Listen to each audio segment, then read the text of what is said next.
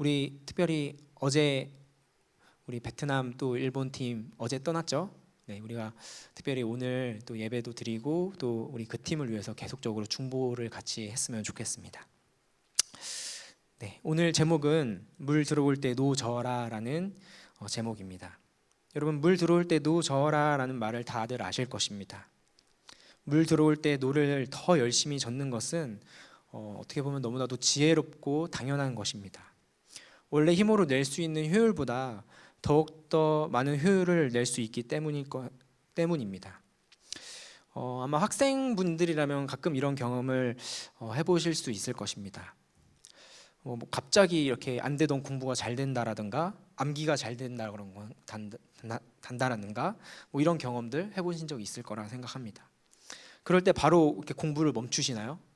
공부가 너무 잘 되기 때문에 이게 매점에 가서 컵라면 하나 먹어야겠다 이렇게 생각하시나요? 그렇지 않습니다. 일반적으로 그런 일이 흔하지 않기 때문에 이렇게 또 더 되게 잘 되네, 그러니까 열심히 더 공부를 하게 됩니다. 저도 신대원에서 이제 공부를 지금 하고 있습니다. 저도 가끔 공부가 잘 될 때가 있습니다. 늦은 나이에 공부를 이렇게 하려고 하다 보니까 이런 경우가 더 흔하지 않은 것 같습니다. 그래서 공부가 너무 잘 된다, 집중이 너무 잘 된다, 막 그럴 때 더 열심히 이렇게 도서관에 앉아서 공부를 했던 것 같습니다. 물 들어올 때 노를 저었던 것입니다. 우리가 살다 보면 이렇게 물이 들어올 때가 우리의 인생 속에서 이렇게 막 이렇게 더 노를 지으면 더 앞으로 잘 나아갈 수 있게끔 물이 들어올 때가 참 가끔 있는 것 같습니다. 특별히 오늘 본문 여호수아 5장 1절은요, 현재 이스라엘이 물이 들어온 상황임을 좀 이렇게 시사해주고 있습니다. 우리 여호수아 5장 1절을 우리 한 목소리로 한번 읽어볼까요? 시작.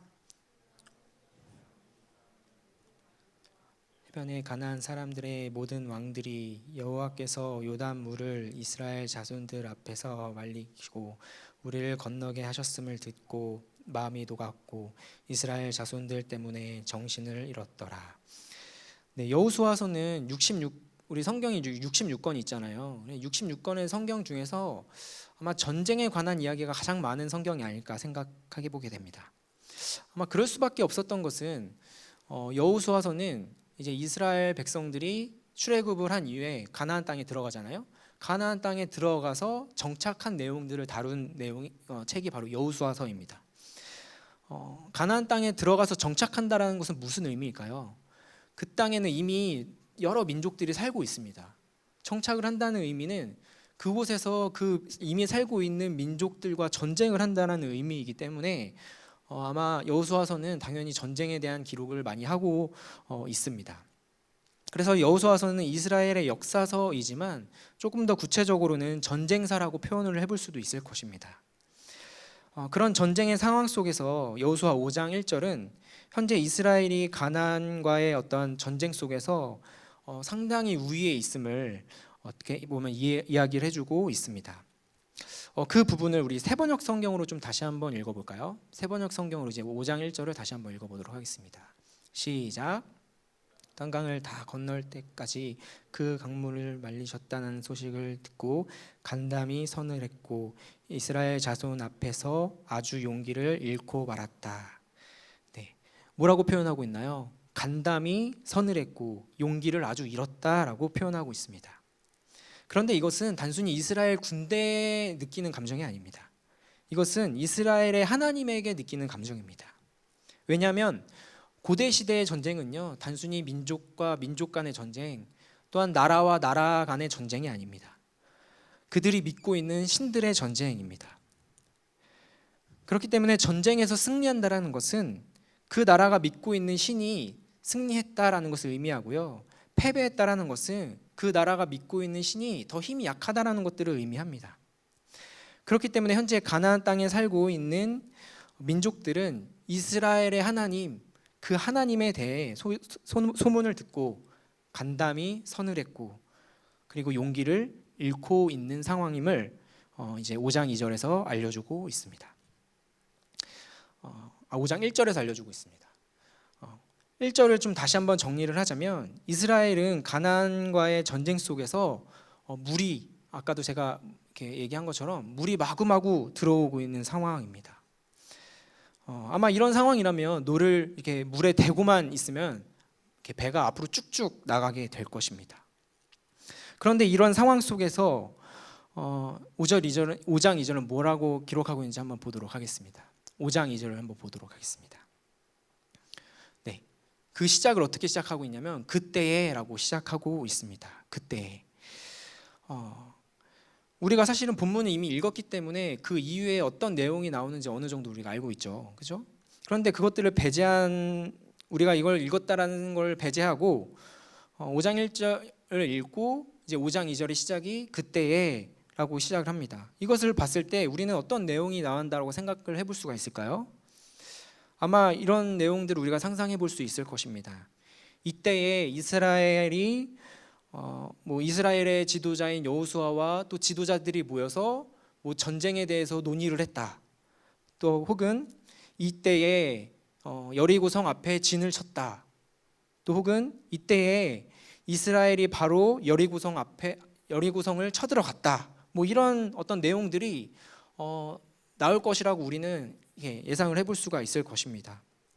왜냐하면 아까도 제가 이야기한 것처럼 현재 이스라엘은 물이 마구마구 들어온 상황이기 때문에 그렇습니다.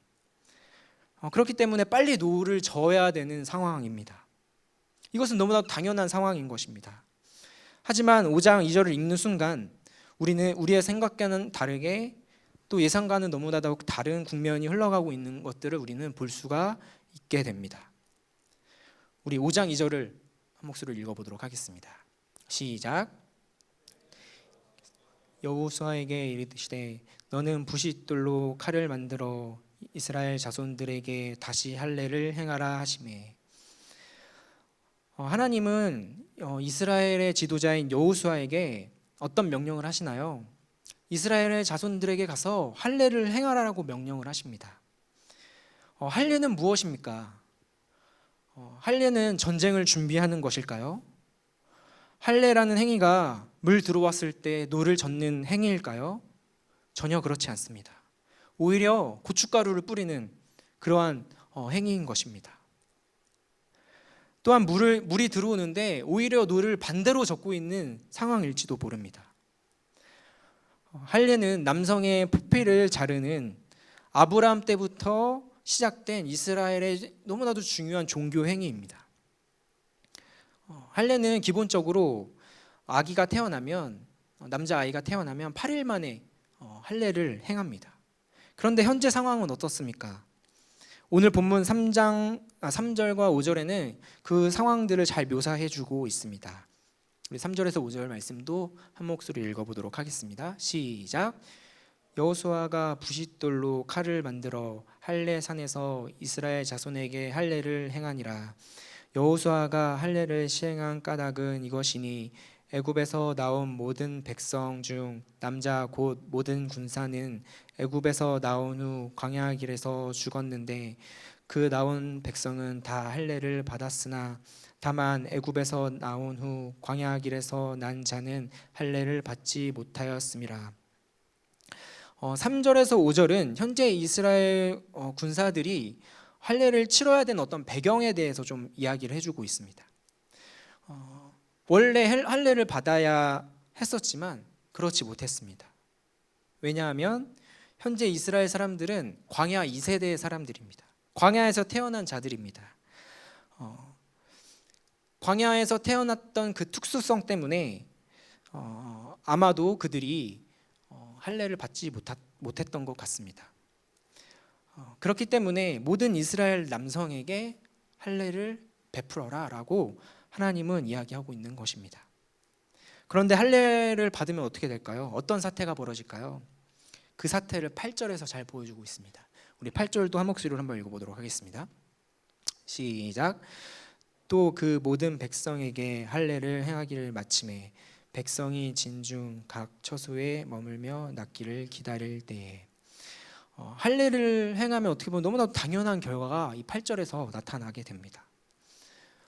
군이 마비가 됩니다. 모든 군인이 현재 텐트 속에 누워서 상처 낫기를 어떻게 보면 너무나도 초조한 마음으로 기다리고 있는 것입니다. 이 상처가 나으려면 얼마나의 시간이 걸릴까요? 한 열흘? 20일? 30일? 바로 앞에는 적군들이 대치하고 있습니다. 또 수많은 정탐꾼들이 이스라엘 군을 계속적으로 보고 있고 정탐하고 있을 것입니다. 이스라엘 백성들은 아마도 이런 자신의 상황들을 적에게 들킬까 봐 조마조마하며 하루하루를 보내고 있었을 것입니다. 그러면서 자연스럽게 이런 생각을 한 사람들이 있지 않을까요? 아니, 어떻게 보면은 이스라엘의 지도자인 여호수아를 포함한 아마 모든 사람들이 이런 생각을 했을 것입니다. 왜 하필 이렇게 중요한 상황에서 할례를 치러야 할까? 지금 우리가 너무나도 이 전쟁에서 유리한 상황에 있는데 왜 하필 지금 할례를 치러야 할까? 이런 의문들이 가득하지 않았을까요? 이런 의문에 대해서 여호수아 5장 9절은 이렇게 대답해 주고 있습니다. 우리 읽어보도록 하겠습니다. 시작. 오늘의 애굽의 수치를 너희에게서 떠나게 하였다 하셨으므로 그곳 이름을 오늘까지 길갈이라 하느니라. 하나님께서는 할례라는 행위가 단순히 남성의 포피를 자르는 행위가 아니라 이스라엘이 애굽으로부터 당한 수치를 떠나가게 하는 행위임을 이야기해주고 있습니다. 이스라엘은요 원래 애굽의 노예였습니다. 그렇게 당연히 그들의 주인은 애굽의 왕인 바로였던 것입니다. 하지만 이제 그 주인이 바뀌게 된 것입니다. 그 보증의 역할이 바로 할례였습니다. 그렇기 때문에 하나님은 이 너무나도 중요한 시기 속에서 그들에게 할례를 명하신 것입니다. 전쟁 중에 할례란 너무나도 가혹한 행위를 통해 하나님은 이스라엘의 주인이 바로 자신임을 확증하고 있는 것입니다. 그렇게 할례는 어떻게 보면 너무나도 이상하게 여겨질 수도 있었지만 사실은 전쟁 중에 그리고 새로운 땅으로 가기에 앞서 가장 중요하고 가장 필요한 행위였던 것입니다. 하나님께서는 약속하신 땅, 젖과 꿀이 흐르는 가나안 땅, 그 땅을 약속하셨고 그 땅에 이스라엘 백성들을 보내셨습니다. 그 땅에 들어가는 것은 이스라엘 백성들에게 어떤 느낌이었을까요? 어찌 보면 너무나도 가슴 설레는 가슴 벅찬 일일지도 모릅니다. 그곳에 들어가지 못했던 모세도 그 땅에 들어가고 싶었던 그러한 마음을 표현도 하기도 했습니다. 하지만 그 땅에 들어간다라는 것은 다른 민족과의 끊임없는 전투, 그리고 그곳에서 수많은 세속적 가치 앞에 놓인다는 의미입니다. 그렇게 요단강을 건넌 후 이스라엘 군대는 기세등등했고 물이 마구마구 들어온 상황이었음에도 불구하고 하나님은 빨리 저 땅을 가서 정복해, 여리고로 돌진해라, 이런 명령이 아닌 너희의 주인은 누구인지, 너희의 삶을 주관하는 사람은 누구인지 점검하는 일을 하였습니다. 우리도 하루하루 살아가다 보면은 이렇게 물이 들어올 시기도 있고 또 무언가를 시작하는 어떤 시점 속에 서 있기도 합니다. 그럴 때 우리는 물이 들어왔으니 정신없이 노를 빨리 저어야 하는 마음, 그런 분주한 마음 가운데 서 있을 때가 참 많이 있는 것 같습니다. 또한 무엇을 시작하는 그 시점 속에 서 있다면 무엇이 부족할까? 또 앞으로 무엇을 준비해야 될까? 분주하게 살아가거나 또는 그것으로 인한 두려움 앞에 서 있는 나의 모습을 발견하기도 합니다. 그럴 때 우리에게 필요한 것은 무엇일까요? 오늘 말씀을 통해 하나님이 우리에게 하시는 말씀은 잠시 노를 내려놓으라는 것입니다. 우리 마음의 할례를 행해야 된다라는 것입니다. 노를 내려놓고 이 배를 움직이게 하시는 분이 누구인가? 내 삶의 주인은 누구인가? 다시 한번 생각하며 기도하며 다시금 나의 삶의 주인이 하나님이심을 인정하고 그분께 나의 삶을 내어드려야 합니다. 우리는 매일의 삶 속에서 이런 고백을 해야 할 것입니다. 이스라엘 백성들은 큰 전쟁 앞에 서 있습니다. 그런 것처럼 우리의 매일의 삶도 영적인 전쟁, 세상과의 전쟁 속에 살아갑니다. 우리는 아침에 일어나면 늘 전쟁 준비를 하고 나갑니다. 갑옷을 입고 전투무를 쓰고 총과 칼을 들고 전투화를 신고 나아갑니다. 그런 상황 속에서 우리가 늘 놓지 말아야 할 것, 그것은 바로 나의 삶의 주인은 누구신가, 내 삶의 주인은 누구신가 라는 것입니다. 내 삶을 주관하시는 분은 누구신가 라는 사실입니다. 그 사실 앞에 나의 생각과 마음을 놓는다면 믿음으로 그 전쟁을 이겨 나아갈 수 있게 될 것입니다. 그럼 이제 할례를 치렀으니 본격적으로 전쟁 준비를 해야 할 것입니다. 10절은 또 이렇게 시작합니다. 한번 읽어보겠습니다. 시작. 길갈에 진을 쳤고, 네, 이렇게 시작합니다. 이 부분만 보았을 때 또 이 책을 읽는 독자는 아마 이제 진짜 전쟁이 시작되겠구나라고 또 생각했을 것입니다. 하지만 이번에도 독자의 예상과는 다르게 성경은 유월절을 지키라라고 이야기하고 있습니다. 할례를 받고 아마 좀 어느 정도의 시간이 흘렀던 것 같습니다.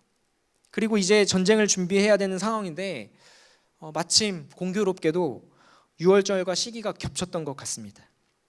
그렇기 때문에 이스라엘 백성들은 이 전쟁을 앞에 두고 유월절을 준비했습니다. 유월절은 유월절 당일 어떻게 보면 4일 전부터 그 예식을 준비하기에 그들은 4일 전에 유월절 식사를 준비했을 것입니다. 그리고 하루 전 집안에 등불을 켜고 그 다음에 집안의 누룩을 제거하고 유월절 당일 저녁에 먹을 어떠한 음식을 더욱더 준비했을 것이고, 당일 저녁에 돼서 준비한 양을 잡고 우슬초에 그 양의 피를 적셔서 집 좌우 문설주에 발랐을 것입니다. 그리고 사람들끼리 모여서 유월절 식사를 하며 자신들을 애굽의 노예에서 구원하신 하나님을 찬양하고 그분에 대한 이야기를 이렇게 옹기종기 모여서 했을 것입니다. 서로 간증하며 하나님에 관한 나눔을 했을 것입니다. 그리고 그 다음 날 유월절만큼이나 의미 있는 날을 맞이합니다. 11절 12절입니다. 네, 11절 12절을 또 한 목소리로 읽어보도록 하겠습니다. 시작. 유월절 이튿날에 그 땅의 소산물을 먹되 그 날에 무교병과 볶은 곡식을 먹었더라. 또 그 땅의 소산물을 먹은 다음 날에 만나가 그쳤으니 이스라엘 사람들이 다시 만나를 먹지 못하였고 그 해 가나안 땅의 소출을 먹었더라. 유월절이라는 명절이 끝난 후에 그 땅에 바로 이제 그 땅에 들어가서 하나님이 약속하신 그 가나안 땅의 소산물을 먹었다라고 이야기하고 있고, 그리고 이제 12절에 보면은 그 만나를 이제 먹고 나자 어떤 일이 벌어지나요? 만나가 그쳤다라고 이야기하고 있습니다. 출애굽기 16장에 보면 이스라엘이 애굽에 나온 후 2달 하고도 2주가 지난 후에 만나가 내렸다라고 이야기하고 있거든요. 그리고 40년이 흐른 이후 가나안 땅에 서 있는 이스라엘 백성 있는 그 곳에서 이제 소산을 먹은 후에 만나가 그쳤습니다. 40년 동안 하나님께서 만나를 이스라엘 백성들에게 내리셨습니다. 그리고 그들을 먹이셨습니다. 아마 이 광경을 보며 너무나도 가슴이 이렇게 먹먹해지지 않았을까요?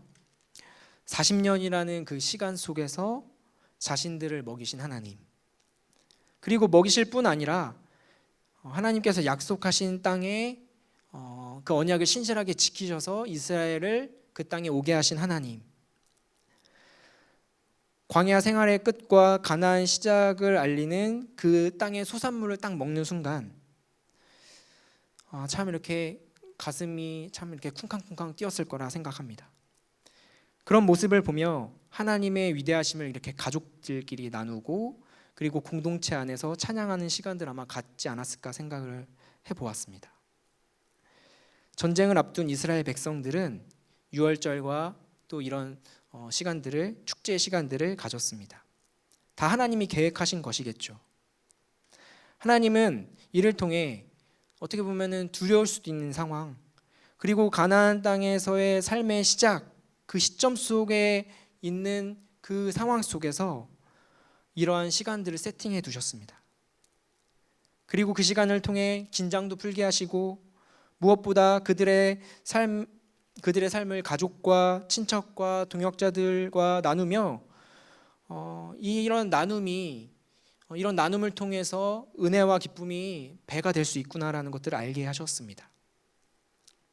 그러면서 가나안 땅이라는 세속 앞에서 동역자들과 함께라면, 이들과 함께라면 이겨낼 수 있음을 알게 하셨습니다. 그래서 하나님께서는 이스라엘 백성들에게 잠시 노를 내려놓고 동역자의 손을 잡게 하신 것입니다. 성경만큼이나 사람을 강조하는 책은 없습니다. 성경은 동역자들을 너무나도 강조합니다. 이것은 아마 우리가 끊임없이 영적인 전쟁을 치러야 되는 존재이기 때문이 아닐까요? 동역자가 존재하기에 영적으로 건강한 삶을 유지하며 우리는 살아갈 수 있습니다. 저도 저의 삶을 돌이켜보면 저와 함께 해주었던 믿음의 선배들 그리고 믿음의 친구들이 있었기에 현재 저가 있다라는 생각을 해보았습니다. 그들이 없었다면 그들과 함께 마음을 나누고 삶을 나누고 어려움을 나누고 또 그들의 지지가 없었다면 또 그들의 기도가 없었다면 저는 아마 그냥 유한한 것에 관심을 두는 그저 그런 한 사람으로 살아가고 있을지도 모릅니다. 또한 지난주에 이제 저희 새가족부 임원들이 이제 저희 집에서 식사를 같이 했거든요. 근데 같이 밥을 먹고 같이 이렇게 삶을 나누는데 사실 별거 없었습니다. 그냥 이렇게 요즘에 근황도 나누고 이렇게 삶을 나눴는데 그런 어떤 상황 속에서 저는 참 이렇게 즐겁고 행복하고 참 가슴이 이렇게 벅찼던 것 같습니다. 하나님이 이런 시간을 통해 저와 또 우리 가정과 또 우리 새가족부 임원들을 위로하신다는 생각을 좀 했던 것 같습니다. 하나님은 동역자들을 통해 이 세상의 영적 전쟁을 승리로 이끌어 가십니다. 그렇게 우리는 우리 공동체 모임, 우리 공동체를 절대 소홀히 해서는 안 됩니다. 말씀을 나누고 삶을 나누는 가운데 그것이 쌓여 우리의 삶의 위로가 되고 도전이 되고 결국 세상을 이길 수 있는 근력을 얻게 되는 것입니다. 말씀을 정리하려고 합니다. 이스라엘은 전쟁에서 너무나도 유리한 고지에 서 있습니다. 그런데 그럼에도 불구하고 하나님은 그들에게 다름이 아니라 할례를 행하고 유월절을 지키라라고 명령하십니다. 그 이유는 궁극적으로 전쟁에서 이기는 것보다 전쟁에서 이기게 하는 방법을 알게 하기 위함이었던 것 같습니다. 그것은 바로 하나님이 우리의 주인임을 아는 것, 그리고 우리에게 귀한 돕는 자가 있다는 그 사실을 알게 하는 것이 우선이었던 것 같습니다. 세상은 끊임없이 우리에게 노를 저어야 된다라고 이야기합니다. 지치기 전까지, 아니 어찌 보면 지치면 안 된다라고 이야기합니다. 하지만 우리는 우리의 매일의 삶 속에서 잠시 노를 내려놓고 우리 주인이신 하나님을 바라봐야 합니다. 우리의 주인인 하나님을 바라보며 늘 우리의 삶 속에서 치러지는 영적 전쟁에서 승리하는 우리 수원성 청년부 되기를 함께 기도하도록 하겠습니다.